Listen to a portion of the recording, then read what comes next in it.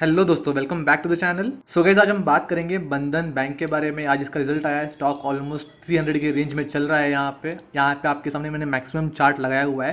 तो maximum life time में इस बैंक ने ऑलमोस्ट 36% का नेगेटिव रिटर्न दिया हुआ है। सो आज के वीडियो में मैं आपके साथ इस बैंक के जो फाइनेंशियल रिजल्ट है वो शेयर करने वाला हूँ, और इस गिरावट के पीछे लाइफ टाइम की यहाँ पे जो डिप लेते जा रहा है ये बैंक, उसके पीछे गिरावट की वजह क्या है वो आपके साथ यहाँ पे शेयर करने वाला हूँ। आज के वीडियो पे हम फोकस करने वाले हैं इसका जो रिसेंट रिजल्ट आया मार्च क्वार्टर का, रिसेंट क्वार्टर का, उस क्वार्टर के रिजल्ट को यहाँ पे जो दिसंबर क्वार्टर का रिजल्ट है उससे हम कंपेयर करने वाले हैं। और इसी के साथ साथ जो पिछले साल का रिजल्ट है मार्च 2020 का, उससे भी हम इसको कंपेयर करने वाले हैं। यानी quarter and year on year दोनों ही चीज़ों में हम यहाँ पे कंपैरिजन करने वाले हैं। अगर रेवेन्यू की बात करें तो यहाँ पे लगभग 3000 करोड़ कंपनी का रेवेन्यू आया है। पिछले क्वार्टर में थोड़ा ज़्यादा था, लगभग 3300 करोड़ था।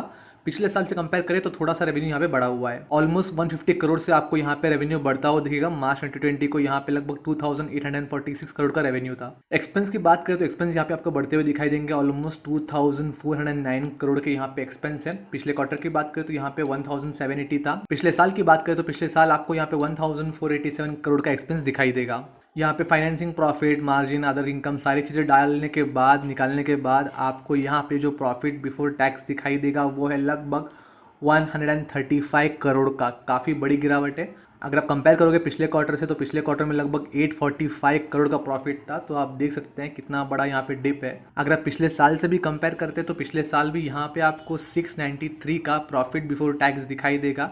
आपको ईयर ऑन ईयर या क्वार्टर ऑन क्वार्टर दोनों में ही बहुत बड़ी गिरावट दिखाई देगी।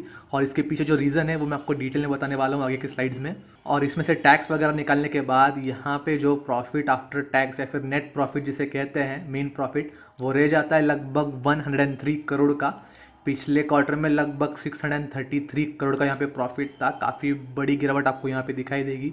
सेम चीज़ पिछले साल में ऑलमोस्ट 517 का मेन प्रॉफिट था, नेट प्रॉफिट, उसमें भी काफ़ी बड़ी गिरावट आपको यहाँ पे दिखाई दे रही है। और इसी के चलते हुए जो अर्निंग पर शेयर है वो यहाँ पे गिर के लगभग 0.64 पैसा हो गया है। पिछले क्वार्टर तक लगभग 4 रुपये चल रहा था। पिछले साल ऑलमोस्ट 3.21 रुपीज़ था। और अगर बात करें एनपीए की, जो किसी भी बैंक के लिए सबसे मेन चीज़ होती है, यहाँ पे एनपीए काफ़ी बुरी तरह बढ़ गया है। यहाँ पे बढ़ के आपको 6.81% दिखाई देगा ग्रॉस एनपीए।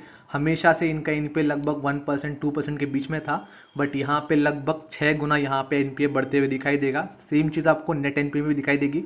नेट एनपीए लगभग 3.51% का हो गया है। अगर पहले के आप 12 क्वार्टर में कभी भी देखोगे, यहाँ पे 12 क्वार्टर रिजल्ट लगाए हुए आपके सामने, 12 क्वार्टर में कभी भी इनके जो एनपीए 1% तक भी पहुँचे नहीं है। 0.70 या फिर 0.50 पे आके थम गए। बट इस बार आप देख सकते हैं कंपनी ने काफ़ी ज़्यादा एनपीए दिखाए, लगभग 3.51% का एनपीए यहाँ पे दर्ज किया है। और यहाँ पे बैंक का इस बार इतना बड़ा लॉस दर्ज करने का जो मेन वजह है वो आपके सामने है। बैंक ने काफ़ी ज़्यादा यहाँ पे प्रोविजंस किए हुए, आप देख सकते हैं करंट क्वार्टर में लगभग 1,59,430 लाख के यहाँ पे प्रोविजंस किए हुए। अगर आप पिछले साल में देखो जस्ट लगभग 82,000 के आसपास था। पिछले साल की बात करें तो 1,06,000 था। यहाँ पे बढ़ के काफ़ी ज़्यादा हो गया है, लगभग 1.60,000 लाख के जो है एनपीएस दिखाई देंगे। और इतनी बड़ी प्रोविजनिंग करने के वजह से आपको यहाँ पे इनका जो प्रॉफिट है काफ़ी गिरते हुए दिखाई दे रहा है, काफ़ी लुढ़कते हुए दिखाई दे रहा है। अब आपके सामने मैंने यहाँ पे बैंक का ईयरली प्रॉफिट लगाया हुआ है। काफ़ी पुरानी लिस्टेड बैंक नहीं है, लगभग 2017-18 के टाइम पे ये लिस्ट हुई थी, यानी कि हार्डली 3 से 4 साल पहले यहाँ पे लिस्ट हुई थी। तो यहाँ पे बैंक जो शुरुआत में कुछ ज़्यादा बड़ा परफॉर्मेंस दिखा नहीं रही थी, बट अगेन एक बात थी कि ईयर ऑन ईयर में यहाँ पे बढ़त ज़रा थी, हल्की सी बढ़ती हुई दिखाई दे रही थी। पिछले साल यानी कि मार्च 2020 की ईयर में लगभग 3000 करोड़ का प्रॉफिट इन्होंने दर्ज किया था। इस वजह से शेयर काफ़ी चढ़ गए थे इनके। बट अब देख सकते हैं यहाँ पे एनपीएस बढ़ने की वजह से, प्रोविजनिंग बढ़ने की वजह से लगभग प्रॉफिट इनका 2205 पे आके खड़ा हुआ है ईयरली प्रॉफिट। अगर शेयर होल्डिंग पैटर्न की बात करें तो यहाँ पे शेयर होल्डिंग पैटर्न बिल्कुल भी यहाँ पे अट्रैक्टिव लग रहा नहीं है। आप देखोगे सितंबर 2019 तक 82% का स्टेक था कंपनी के पास, यहाँ पे प्रोमोटर के पास।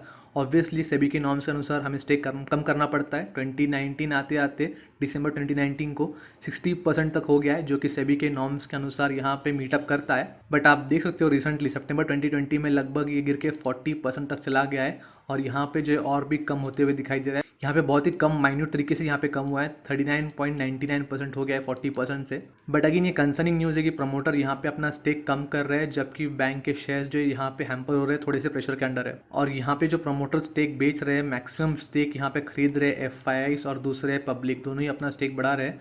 जबकि डीआईएस जो अपनी इंश्योरेंस और म्यूचुअल फंड है, ये लोग अपना स्टेक कम करते जा रहे हैं। अब आते हैं मेन क्वेश्चन पे। काफ़ी लोगों को डाउट था कि आगे यहाँ पे क्या करें। काफ़ी लोग येस बैंक के साथ इसको कंपेयर कर रहे हैं कि येस बैंक जैसा ये बैंक हो सकता है क्या। तो आपको एक चीज़ नज़र डालनी है, आपके सामने मैंने मैक्सिमम चार्ट लगाया हुआ है। तो ये शेयर हमेशा से ही जो एक डाउन ट्रेंड में था, एक डिप लेने के बाद हल्का सा ऊपर जाता है, फिर एक नया लो बनाता है, यानी कि ये लोअर लो बनाते जा रहा था।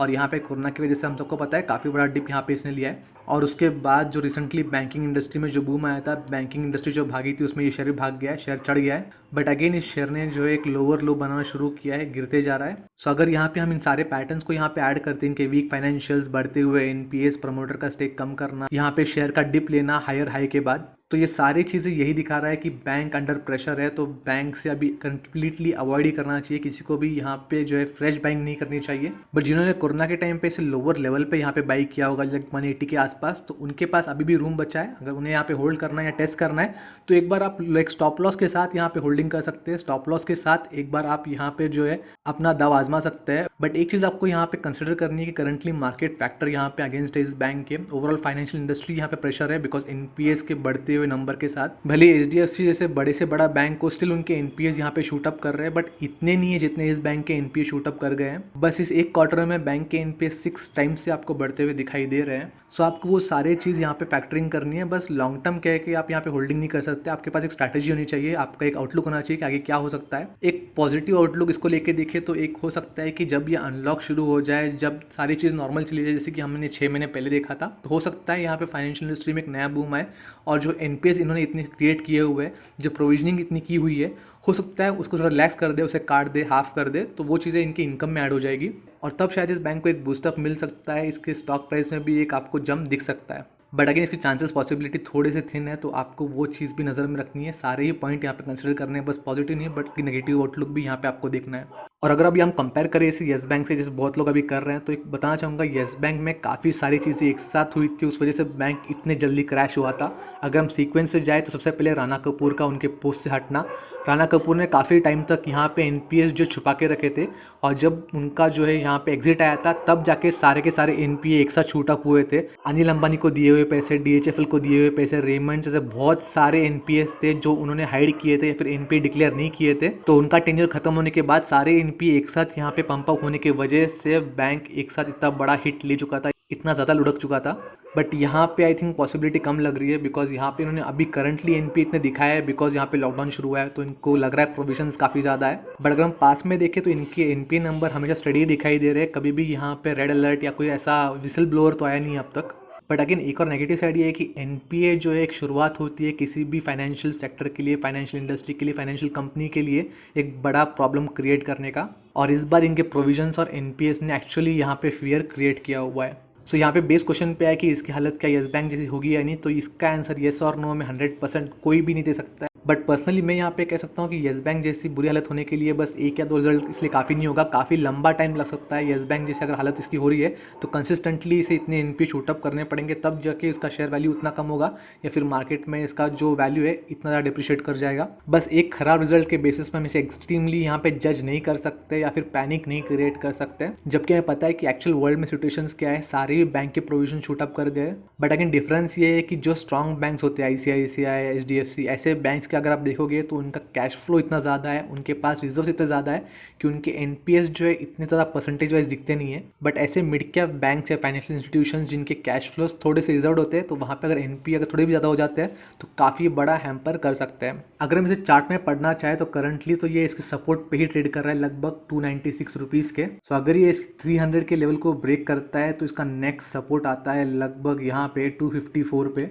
सो मैं हमेशा कहता हूँ अगर आप फाइनेंशियल सेक्टर में इन्वेस्ट कर रहे हो तो आपके पास ऑप्शंस काफ़ी कम है और आपको इन्हीं ऑप्शंस में इन्वेस्ट करना चाहिए, HDFC bank, ICICI bank, SBI bank, because ये इतने बड़े बैंक है कि यहाँ पे अगर थोड़े बहुत एनपीएस बाइकअप हो जाते हैं, प्रोविजंस ऊपर नीचे हो भी जाते हैं, तो इनके कैश फ्लोज जो है मैनेज कर लेती है, ओवर द टाइम जो है बैंक रिकवर कर जाता है। बट सेम चीज़ किसी मिड लेवल बैंक या फाइनेंशियल इंस्टीट्यूशन पे होता है तो आपको जो है मार्केट में काफ़ी ज़्यादा पैनिक दिखाई देता है, उसका डायरेक्ट इंपैक्ट शेयर प्राइस में भी दिखाई दे सकते हैं। सो पर्सनली मैं ये कहूँगा कि इस काउंटर से यहाँ पे करंटली तो अवॉइड करना चाहिए, इससे दूर रहना चाहिए। भले अगर कल को स्टॉक प्राइस बढ़ भी जाए, बिकॉज आप देख सकते हो यहाँ पे भी स्टॉक प्राइस बढ़ते हुए दिखाई देंगे, शुरुआत में भी स्टॉक प्राइस गिरने के बाद बढ़े थे, यहाँ पे लॉकडाउन के बाद भी स्टॉक प्राइस बढ़े थे, बट इसका मतलब ये नहीं है कि फाइनेंशियल सुधर रहे कंपनी के, यहाँ पे बैंक के फाइनेंशियल्स यहाँ पे इंप्रूव हो रहे हैं। ये बस मार्केट मूवमेंट होता है, मार्केट साइकिल होता है, प्राइस एक्शन थियरी के अनुसार यहाँ पे स्टॉक चढ़ते गिरते हैं। बट अगर आप कभी इन्वेस्ट करते हो तो आपको बिजनेस में इन्वेस्ट करना चाहिए, बस शेयर के ग्राफ को देख के या शेयर में नहीं करना चाहिए। हो सकता है इंटरडे ट्रेडर्स या फ्यूचर ऑप्शन में यहाँ पे कैश आउट कर सकते हैं शॉर्ट टर्म के बेसिस पे, यहाँ पे गिरावट या चढ़त के बेसिस पे।